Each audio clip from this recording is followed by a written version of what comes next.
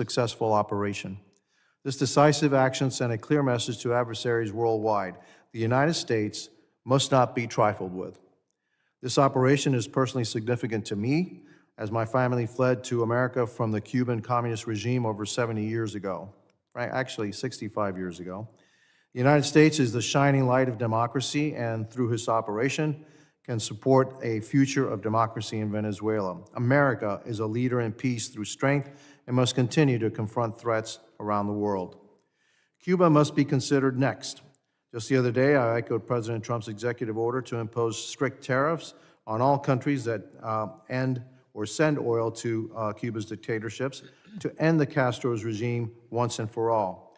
I have called for the immediate end of oil shipments to Cuba that fund the corrupt communist regime and crush the Cuban people. It's why I'm eager to hold today's hearing on the Coast Guard's role in protecting our homeland from Venezuela's actions, which helped pave the way for the success of Operation Absolute Resolve. Securing our maritime front by halting and disrupting these sanctioned oil tankers from Venezuela is key to unlocking security and freedom in our corner of the Western Hemisphere. We are grateful for the Coast Guard's bravery and exceptional tactical operations to properly conduct these right of visitation boardings and seize vessels found in violation of U.S. and international law. This hearing will highlight the deployable specialized force historic drug interdiction results, seizing nearly 510,000 pounds of cocaine in fiscal year 2025. We have also the opportunity to hear how the deployable specialized forces have become one of the most tactically capable maritime forces of the United States and what their future holds amid an ever-increasing maritime threat landscape. We appreciate GAO for being here to testify to its review of the Coast Guard's deployable specialized forces and areas for improvement. Congress should consider GAO's recommendations and provide further direction for the future of the Coast Guard. We should also consider the initiatives laid out in the Coast Guard's recently released Force Design 2028, which calls for a deployable specialized forces command. We are grateful to have witnesses here today to discuss this important topic and also appreciate the Coast Guard's willingness to work with us in order to continue this dialogue in a classified setting in the near future, so members can learn more about the specifics of these oil tanker seizures off the coast of Venezuela. Hearing directly from operational leaders from the Joint Interagency Task Force South would be beneficial for members to receive further details on operational impacts, emerging threats, and any ongoing challenges. Thank you, and now I recognize the gentleman from Louisiana, Mr. Carter, for sitting in for Ranking Member McIver today for his 5 minutes for an opening statement. Good morning. Thank you, Mr. Chairman, for convening this hearing. Thank you for also recognizing me to provide opening remarks, as Ranking Member McIver regrettably could not be here today. I also like to thank our witnesses for joining us today. Rear Admiral Barada, I recognize you are joining us amid a shutdown affecting the Coast Guard and other branches of the armed forces. Thank you for your incredible service. To state the obvious, our military service members deserve to be paid for their service, and I hope we can come together quickly to pass funding for the Coast Guard, along with reforms desperately needed at the Department of Homeland Security. Today, we're here to discuss the Coast Guard's deployable specialized forces. These specialized forces comprise some of the Coast Guard's most elite, highly trained units. Their activities exemplify the Coast Guard's wide range of critical missions as they deploy to conduct some of the most important services at high-risk operations across a variety of challenging environments. Specialized forces missions vary from advanced interdiction and boarding against hostile targets to responding to oil spills and hazardous material releases. These specialized forces dive underwater to repair ships in harsh environments of remote polar regions, chase down narcotic traffickers on the high seas, and help protect national security events like United Nations General Assembly. Last year, maritime safety and security terms were among the Coast Guard forces that deployed to my home city of New Orleans to help protect Super Bowl 59. I want to thank you and the hardworking Coast Guard personnel who helped make that event safe and successful, along with all of the work you do for Louisiana to ensure the community of maritime commerce and the safety of my constituents are always held at its highest. Most recently, the Coast Guard's deployable specialized forces have conducted a series of high-profile, high-risk boardings of sanctioned oil tankers near the coast of Venezuela. While I strongly disagree with the Trump administration's operation last month to deploy forces on land in Venezuela without congressional authorization, as well as its bombing of alleged drug boats, which are not only illegal, but undermine the Coast Guard's efforts to encourage international maritime cooperation. In contrast, these oil tanker boardings represent a legal and effective way to enforce sanctions, enforce international maritime laws, and exert U.S. influence.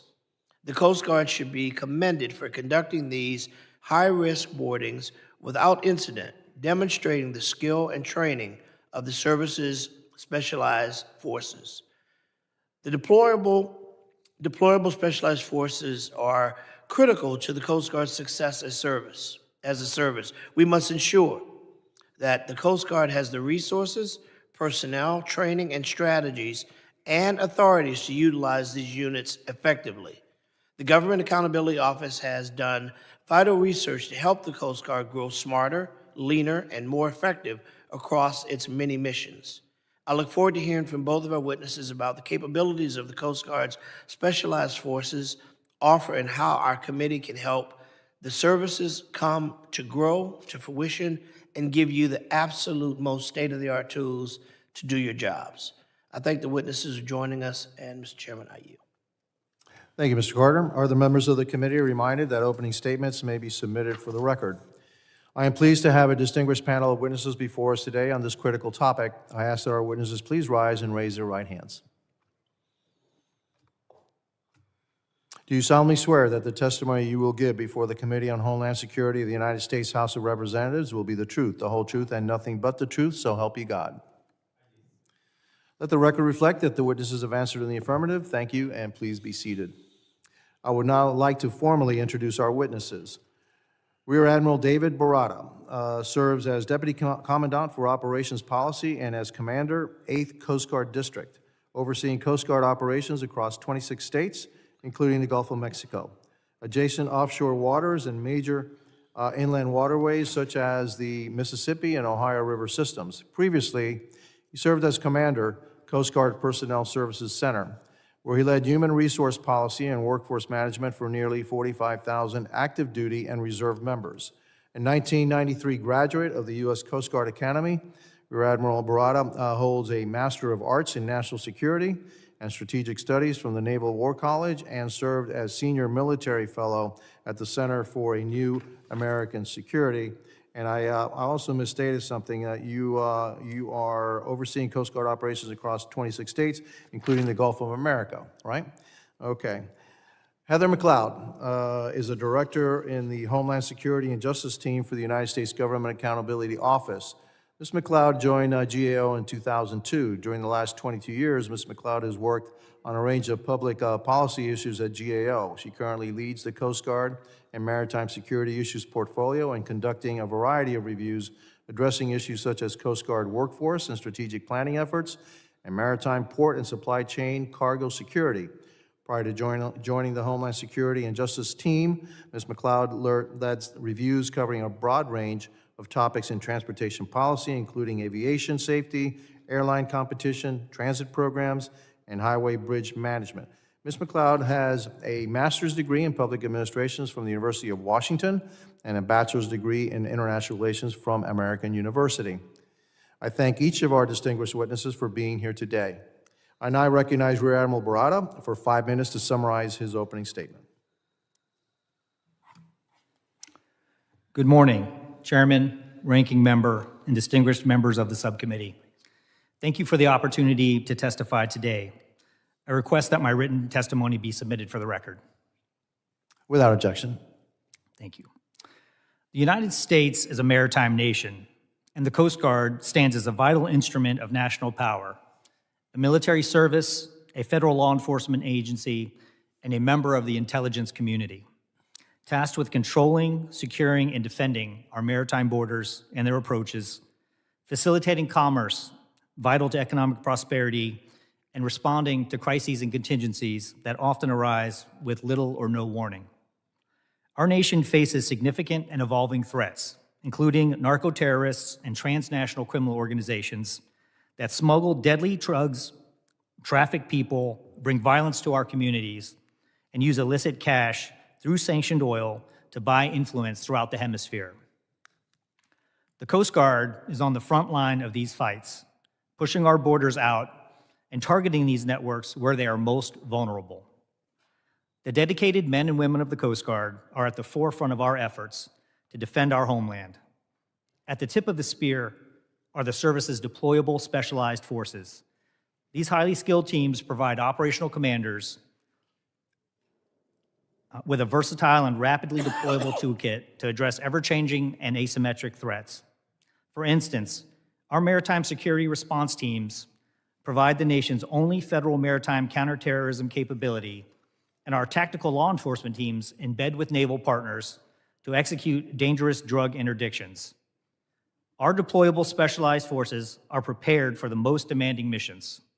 Their rigorous training, often with the Department of War colleagues, ensures that they can deploy globally at a moment's notice, bringing unparalleled skills to bear against terrorism, weapons proliferation, piracy, transnational crime, and other domestic contingencies. Most recently, our operators conducted several law enforcement boardings aboard dark fleet tankers to enforce sanctions at sea and uphold international law.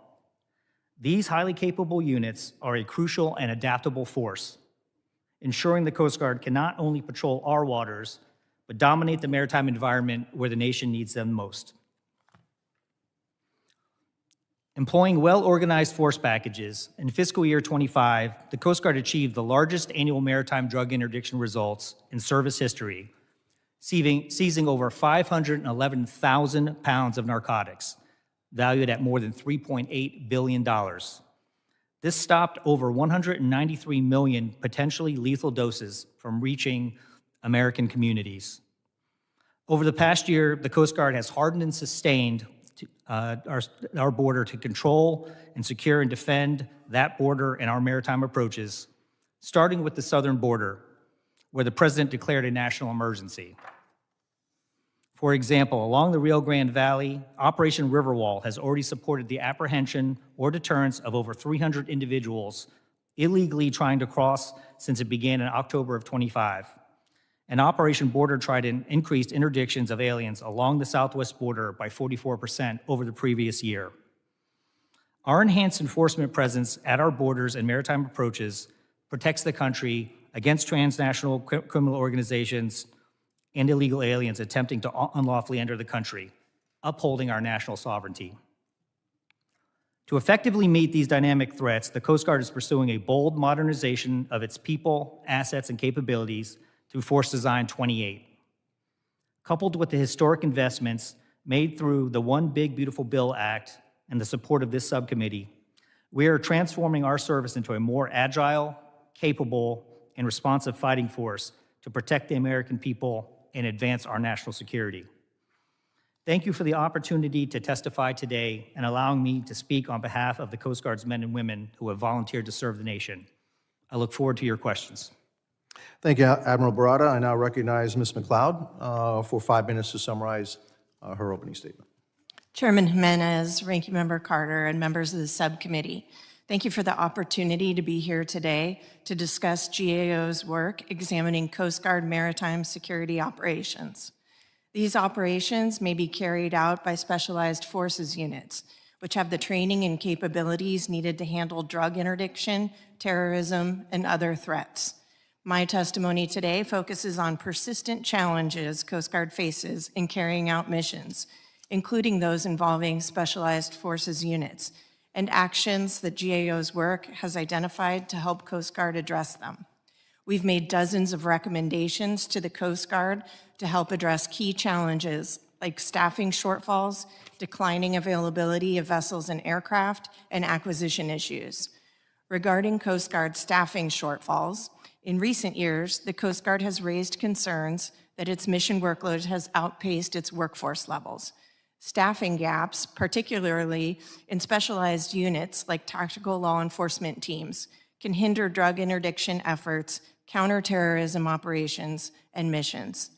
While the service recruited more enlisted service members than it lost in 2024, that had not been the case in years prior. In April 2025, we reported that even with the increase in recruiting, the service remained short of its enlisted workforce target.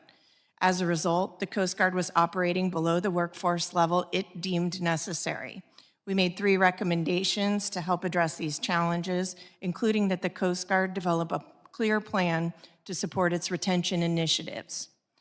Specific to specialized forces, in 2019, we reported that the Coast Guard has taken steps to create a maritime law enforcement career path, which helped them retain qualified personnel. We also reported that the Coast Guard might not have the right mix and number of specialized forces to meet mission demands. For example, we reported that officials from some specialized forces units were underused, while others were so busy that they had to turn down operations. In November 2024, the Coast Guard acknowledged that significant overlap in mission and mission capabilities related to specialized forces exist. Continued analysis remains important as the Coast Guard moves to establish a deployable Specialized Forces Command as part of Force Design 2028. Another challenge I'd like to highlight is vessel and aircraft availability, assets that specialized forces are often deployed from. The condition of Coast Guard assets has been in a state of decline for decades. Our work has shown a concerning trend that the cost of maintaining these assets is increasing at the same time that their availability is decreasing. For example, in June, we reported that operation availability of cutters that the Coast Guard relies on for its maritime security operations declined. We also reported that increasing maintenance challenges have led to cutters missing patrol obligations. These readiness challenges are not limited to cutters. In a separate report, we found that Coast Guard aircraft were not available for missions as often as the service deemed necessary. We made 10 recommendations in these reports to address cutter and aircraft challenges. Finally, our work has noted that acquisition program delays have been a long-standing challenge for the service and continue to affect the availability of Coast Guard assets. For example, the Coast Guard's newest cutters, the Offshore Patrol Cutter and the Polar Security Cutter, are intended to support maritime security operations. But we found that combined, these 2 programs are years behind schedule and billions of dollars over their initial cost estimates. We've made dozens of recommendations on how Coast Guard can better manage acquisition programs. In conclusion, the Coast Guard Specialized Forces units include a range of capabilities that are vital to the service's ability to fulfill its missions. However, the Coast Guard faces significant challenges that can hinder its maritime security operations. Addressing our recommendations in these areas will help to ensure the Coast Guard is effectively and efficiently using available resources to carry out these operations and support national interests. This completes my prepared statement, and I'd be pleased to answer any questions you may have. Thank you, Ms. McLeod. Members will be recognized by order of seniority for their 5 minutes of questioning. I will recognize myself for 5 minutes of questioning. Ms. McLeod, your report is quite troubling, and so I'd like to get to the root causes of this on staffing. Are you saying that that the Coast Guard has a number of authorized positions, right? I mean, this is the number of people you should have, and that are we short on the authorized positions, or do we need more authorized positions, or both? I mean, what is your estimate of what we need in order to get the Coast Guard up to its strength, the strength that is needed in order to carry out its mission? More authorized positions, or we just need to fill the ones that we have? At the time of our review, the Coast Guard was short of its authorized positions. Since then, in Force Design 2028, the Coast Guard has plans to increase authorized positions, which we envision would have the same challenges in recruiting and retention with even more positions to fill. Are they short right now of recruiting up to their authorized positions? At the time of our review, yes. Do you know that's still the case? The Coast Guard reported its highest recruiting numbers last year, and that it's on track to meet its targets. Which means filling every authorized position. Correct. Okay, so now if we have the number of people that we need, the problem then becomes to the assets that they need in order to carry out their mission, which are the ships and the aircraft of the Coast Guard, correct? Right, and so you're talking about ships and aircraft. Is it due to age? Is it due to the ships and the construction of them themselves? Is it due to the fact that we don't have enough maintenance personnel? What is causing the deficiency in the readiness of these assets? Our work has shown more recently the maintenance challenges facing these older cutters and aircraft are increasing. Because we don't have enough people, or it was just a matter they're old and they're just breaking down more often? The age of the cutters, some of the parts are unavailable, obsolete parts, and things like that. And you're saying that the plan to replace these assets is way behind schedule and billions of dollars over? Yes. Okay, that calls for another hearing, I guess. All right, and so, Admiral, I got a couple of minutes left.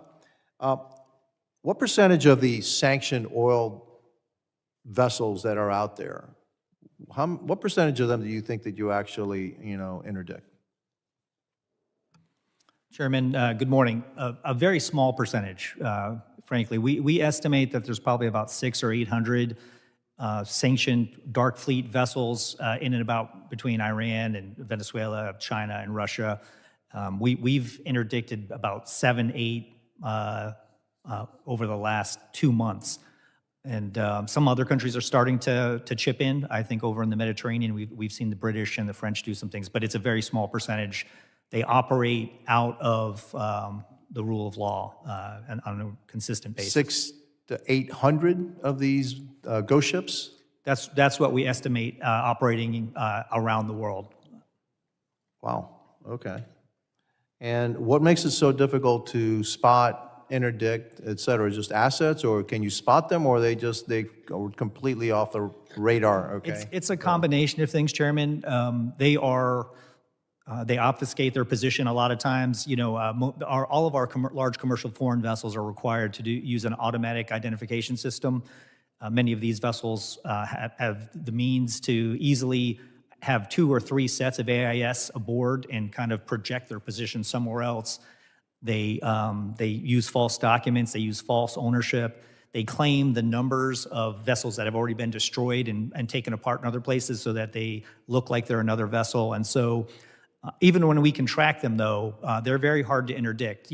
For instance, some of these vessels that we've seen in Venezuela, if they're coming from the Middle East or the Far East, they'll go around the southern tip of Africa and go right into Venezuela. So without the right assets and the reasoning to board them on the high seas, it's very hard to get aboard. And I think you've seen us do a lot of counter-drug interdictions on smaller vessels and even dhows over in the Middle East. Some of the vessels we're going on right now are 1,100 feet long, very large crude carriers, very hard to interdict at sea without some support from the Department of War or other assets. Fair enough. Thank you. I yield now. I recognize Mr. Carter from Louisiana for his 5 minutes. Thank you, Mr. Chairman. Admiral Barada, let's discuss the recent boardings of oil tankers. First, I want to note that this committee has requested a classified briefing on these operations, and we haven't received one yet. I hope we can work to make that happen in the near future. My question concerns the video that administration has posted on some of these operations. I understand it may be good PR, but I want to make sure that we're not broadcasting sensitive tactics or the identities of our special operators to our enemies, putting them in harm's way. Is the Coast Guard being given the opportunity to review and, if necessary, redact or block any of these videos before they're shared with the world? Ranking Member, good morning. We see a lot of this footage before it goes out. Not all of it. It depends. Some of it's Department of War footage. Some of it's Department of Homeland Security. But it's all being processed through the White House. I think they are taking a close look at protecting the identity and the tactics that our teams use. And I think the best way to do that, obviously, is to have you guys involved. I won't put you in the middle of that, but Mr. Chairman, I would ask that we, where possible, request that the administration has heightened sensitivity of the protection of our men and women who are carrying out these highly sensitive operations, just to be sure that in our haste to bring public awareness, that we don't put our servicemen and women in harm's way. As you know, one of the oil tankers the Coast Guard recently targeted, the Bella One, later renamed the Marinera, was able to bypass U.S. forces and escape into the Atlantic, while the Coast Guard pursued it. Russian military reportedly began repositioning naval assets as a submarine to protect the ship from seizure. Thankfully, U.S. forces eventually intercepted the tanker without incident. But the episode raises some questions about the potential impacts of these boardings. While enforcing sanctions is important, and we all can agree we do not want to inadvertently escalate into direct hostilities with nations, including Russia, what contingency plans are in place when the Coast Guard is pursuing these vessels and might encounter foreign military vessels? What are the rules of engagement your forces are operating under? And would you please, if we run out of time, if we can back this up with some written documentations on the actual policies that we have for the rules of engagement? Ranking Member, thanks for the question there. As far as the risks and the protocols and the contingencies in place, we put stringent security measures, stringent contingency measures in place. In the case of the Bella One, we worked closely with our Department of War partners over at UCOM. And, as far as, Russian assets, Russian military assets, deployers, we ensured that we weren't at risk of anything happening there. We were never, concerned at the risk level with Russian deployers impacting our ability to conduct those law enforcement activities. We can give you a little bit more. You mentioned a classified briefing, sir. We'd be happy to do that, and we've prepared that, and when we can set up a time, we'd like to come over and talk to you a little bit more about it. That'd be great. So without going into anything that might be confidential or might be that we should do in a more secure setting, the contingency plan of what happens in the case of meeting some other resurgence that may have bigger power or anticipate or maybe even a ambush. We should always, obviously, and I'm preaching to the choir, but talking from a member of Congress's standpoint, we want to make sure that we're giving you all the tools that you need in our quest to capture these illegal vessels, that we never put at risk our men and women in uniform who are out doing an incredible job. And I can't thank you enough for the incredible work that you do, not just when the cameras are rolling, as they've been doing most recently, but when no one's watching. Rather it is search and rescue or capturing these tankers. We know that the work of the Coast Guard is vast. You guys have been phenomenal partners for us in Louisiana, particularly in the aftermath of these horrific storms that we continue to have facing our communities. You're sitting before Congress. Tell us, what can we do? And my time's already up, but if you could just finish, tell us what we can do to arm you better. If you had a magic wand that you could wave today, recognizing that this committee, particularly this one in a bipartisan vein, wants to give you the tools that you need to carry out your function safely. Ranking Member, I think the number one thing that you can continue to give us is resources. I think under the Reconciliation Act, we've tried to get after some of the things that Ms. McLeod highlighted, assets. What we need on an annual basis is the OE money, the operating funds, to hire more personnel to operate these ships, to do our deployable specialized forces missions, and also sustain those assets as we move forward. We really appreciate your support. Thank you, Rear Admiral. Gentleman's time has expired. I now recognize the gentleman from Arizona, Mr. Crane. Thank you, Mr. Chairman. I want to thank the panelists for showing up to this subcommittee on frontline defenders and how the Coast Guard's deployable special forces combat narco-terrorists and other maritime threats on high seas. Admiral, when we talk about deployable specialized forces, are we primarily talking about VBSS? We're talking about a group of teams, which includes our maritime security response team, our boat forces teams that deploy domestically and internationally, our port security units that do expeditionary. There's a number of units that fall under that category for us. Okay, thank you, Admiral. I have a little bit of experience with VBSS myself. I was on a VBSS team on the USS Gettysburg a couple decades ago. My last job in the Navy was in the SEAL teams. My job was to train and coach SEALs on the West Coast on how to do VBSS, so a little bit of experience with what you guys are doing, and I appreciate I know that's a very complicated mission set, and I appreciate all the hard work that you guys do. Admiral, I want to ask you if you believe that the President of the United States, the Commander-in-Chief, under Article 2 of the Constitution, has broad executive powers for maritime security. Do you recognize that, sir? Yes, I recognize that.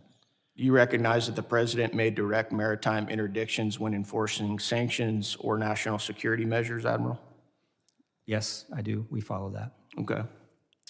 So one of the things that's concerned me as a former service member myself is a video that was made by Senator Mark Kelly and several other senators who just a couple months ago, they made a video to tell service members that they don't need to follow unlawful orders. Admiral, are you familiar with this video? I have not seen the video itself. I was following the news story, obviously, and the escalation of the It dispute. made national news, did it not, Admiral? It did indeed. Did you or any of the other high-ranking Coast Guard officers that you work with fear that a video like that might undermine your chain of command?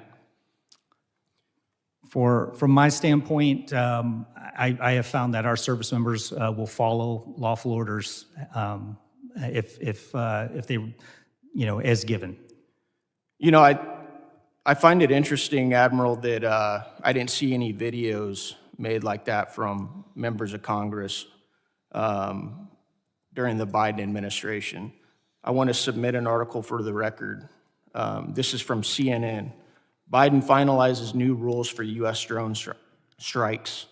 President Joe Biden has signed a long-awaited classified policy tightening the rules for the CIA and Pentagon to carry out deadly drone strikes and commando raids conducted outside of traditional war zones, U.S. officials said on Friday. This was October 7th, 2022. Did you notice that no members of Congress, including Senator Kelly, made any videos during this time, Admiral? I'm not familiar with that article. But you didn't see any videos, did you? I didn't. Not that I recall, no. As service members, we tend to follow these types of things, right? Yes. Yeah. I found that very interesting that they weren't making videos during that time frame about whether or not service members follow lawful orders or not. And I think we all know that, right, Admiral? Don't we get that training in basic training that we're not supposed to follow unlawful orders? Absolutely. And at all the session sources, that is what we train our personnel. Yeah. So did you find that video a little bit odd, knowing that we all know that? I find that it's, for me, as I reflect on it, I think it's unnecessary. I think our personnel will know to follow lawful orders and to question unlawful orders. Yeah. That's what I thought too. Admiral, Congress delivered for you guys in a pretty big way during the reconciliation package. Is that correct? That is absolutely correct. We gave you about $25 billion. Is that correct? Yes, generational change for the Coast Guard, Congressman. And you guys had about $7 billion in maintenance backlog for infrastructure. Is that correct? Yes, that's correct. how do you see the Coast Guard deploying that money to make sure that the Coast Guard is ready to carry out the nation's national security and homeland security needs in the next couple years? Under Force Design 28, Congressman, we have reorganized to ensure that the Coast Guard can obligate all of those funds quickly. We're not waiting for the 5 years that they're available to us. We want to spend those right away on maintenance, on shore infrastructure, to get after the problems that we have. Thank you. My last question for you, Admiral, is do you feel in the last couple months with the boat strikes and everything else going on, do you feel like you have given orders to your men to carry out any of these strikes, any of these interdictions that have been deemed unlawful? The Department of War has had the lead for these kinetic strikes. The Coast Guard has not been involved with them, so I can answer that we have not. I have not felt that way at all. Thank you, Admiral. I yield back. Thank you, gentlemen from Arizona. Are you submitting that report for the record? Yep. Without objection. I now recognize the gentlewoman from South Carolina, Ms. Biggs, for her 5 minutes. Thank you so much. Thank you to our witnesses for being here today. And I'll direct my first question to Admiral Barrato. So force design, and I may overlap a little bit with Congressman Crane, but hopefully it'll kind of go in a different direction. So the Force Design 2028 outlines a plan to modernize the Coast Guard and to expand deployable capabilities. So how does Force Design 28 aim to expand the recruitment of DSF personnel and set up training centers to equip the future of the DSF workforce? And for instance, does the Special Mission Training Center have the capacity to support that growth? Congresswoman, good morning. So under Force Design 28, we do intend to expand our workforce by 15,000 personnel, and that'll include personnel to man the ships that you've helped us acquire, the aircraft, but it'll also be operators for our unmanned systems and also our deployable specialized forces. So we intend to grow, and we envision a very agile, adaptable workforce that includes a lot of deployable specialized forces. The Special Missions Training Center is a real valuable part of that. Our MLAA Academy in Charleston is also a big part of that for our baseline law enforcement, and then the SMTC is more of our advanced tactics. And we plan to make some investments there. We need some assistance with the infrastructure there, the number of personnel who are training, the type of training that we do, some of these vertical insertion tactics that we use for VBSS, sir. So those type of things are the ones that we need, Congresswoman. Thank you.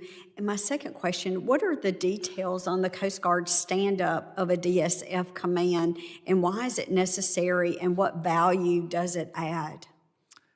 Congresswoman, I appreciate that question. For us, in response to Ms. McLeod's work at GAO and her colleagues, we've taken a look at DSF, and we think we need to unify the command structure for all of our forces there. We have seen functional commands work over in Department of War, like SOCOM in JSOC and some of these other functional commands. We've seen it work for us as well, for our Coast Guard Cyber Command. And so we think that unifying these elements will help us man, train, equip, deploy these, our specialized forces in a better way, equip them in a better way, whether that's, travel money, whether that's funding for weapons, specialized tactics, all of those things. We think that putting that under one header will help us be a lot more efficient. Great. And I'll go a little bit further. What is the anticipated size of the command, and where might it be located? Congresswoman, we're still early in that. We are hoping by October to have a location. We do have a team put together that's making some proposals, and we're going to base some of the factors on, can we deploy out of there? Can we command out of there? Can we support the operational commander? But we have not narrowed that down, and the exact size. still is to be determined. We don't plan to move any of our current units, any of our deployable specialized forces, the units themselves. What we do expect is a command element that can focus on the training, that can focus on the funding and the equipping, and how we deploy them. Well, I'll just end since my time is about to expire, but thank you for your service and for what you do. I have a huge respect for you and am very grateful. So Thank you, Congresswoman. And I'll yield back. Gentlewoman yields back, and I recognize the gentleman from Tennessee, Mr. Van Epps. Thank you, Mr. Chairman, and thank you, Admiral Barada and Director McLeod, for being here today. The United States has the best armed forces in the world, and as we've heard already, the Coast Guard's deployable specialized forces are one of the most agile. Seeing their work in the public eye recently has been gratifying, and I want to thank you, Admiral Barada, for the part the Coast Guard has played in making our country and the waters around us safer. The DSF is often the tip of the spear in actions that can quickly become interagency operations. When a DSF unit boards a vessel, for example, those service members may need to quickly loop in interagency partners as they find illegal cargo. Admiral, can you walk us through the maritime operational threat response process used to manage the moving pieces of interagency coordination between the Coast Guard, Department of Justice, Department of War, and others? Congressman, good morning. Yeah, so our process there for counter drug for these dark shadow fleets are very similar. Once we get aboard, the first thing we do is we want to establish the nationality of the vessel. And we then have to call back to the motor process. And the motor process, what that involves is the entirety of the interagency, Department of State, Department of Justice, other elements, maybe even in the case of the tankers, Department of Energy, up to the White House, so that we ensure that we are following international law and that we are able to exercise U.S. law and authorities aboard the vessel. So, for instance, when we board a drug vessel, we'll call back to the motor process, and we'll either engage one of our bilateral agreements that we have, or we will go back to the Department of State to call that individual country and assess whether or not they concur with the vessel's claim, or they're allowing us to operate on a vessel that's under their subject to their authority. So on the tankers, we're doing something similar, and once we do that, we know we're in a good position to follow the law. Great, thank you. Are there gaps that exist between the Coast Guard and these interagency partners when conducting operations, and is there anything we can do in Congress to help close any of those gaps? We've found that it's been very successful in practice. As I've said, we had our largest counter drug year last year in FY25, 511,000 pounds, over 3 times some of our previous years. And our tanker operations, I will tell you, the motor process has been vital for us for our success here. But there's no gaps that I can see right now, Congressman. Great, thanks, Admiral. Pivoting here, the Trump administration has prioritized Western Hemisphere security and law enforcement, such as enforcing sanctioned Venezuelan oil, and the Coast Guard has been a crucial part of the overall approach. In the past year, it has seized huge amounts of illicit substances and disrupted criminal networks. Admiral, can you talk about how criminal organizations are adapting to increased law enforcement operations in the Caribbean and East Pacific? Congressman, I can give you a couple examples. We talked about the dark fleet tanker operations. The use of those those that have the funds and revenue that come from the oil that's being sold overseas is then replicated back in and put into the organizations. So we've seen that. We've seen that revenues from illegal fishing, from illegal arms sales, human smuggling, those are all being used to feed drug networks. They're being used to then come back and rearm and re-resource some of the traffickers for semi-submersibles and those type of assets that they know are really hard to find at sea. And so we've had to adjust our tactics as we go. One follow-up to that. How are the Coast Guard's maritime, to that note, how are your maritime drug interdiction operations changing, and what do you need to continue adapting to new trends? I think what we need is exactly what the Congress has given us, and we need to obligate those funds. We need more cutters. We need more unmanned systems. We need more intelligence programs. I think what last year showed us, for Operation Pacific Viper over in the Eastern Pacific, that when we have a cutter like a national security cutter that has a Hitron, a helicopter on the back with precision marksmen, and the right small boats over the horizon, the right intelligence, and the right tactical teams aboard to gather the evidence that we need, we are very effective in stopping the drug traffickers. Admiral, thank you so much. Thank you for what you do. And Mr. Chairman, I yield back. Thank you, Congressman. Gentleman yields back. Thank the witnesses for their valuable testimony, and the members for their questions. The members of the subcommittee may have some additional questions for the witnesses, and we would ask the witnesses to respond to these in writing pursuant to Committee Rule 7E. The hearing record will be held open for 10 days. Without objection, subcommittee stands adjourned.